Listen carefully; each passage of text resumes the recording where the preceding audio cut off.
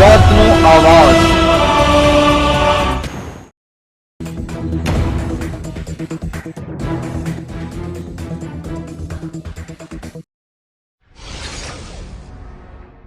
પોરબંદર લોકસભા બેઠકના કોંગ્રેસના ઉમેદવાર લલિતભાઈ વસોયા હીરા ઘસતા હોય તેવો વિડીયો વાયરલ।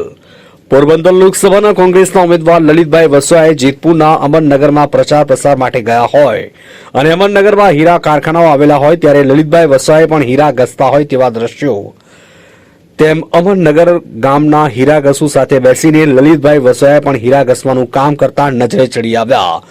ધોરાજીથી અલ્પેશ ત્રિવેદીનો રિપોર્ટ।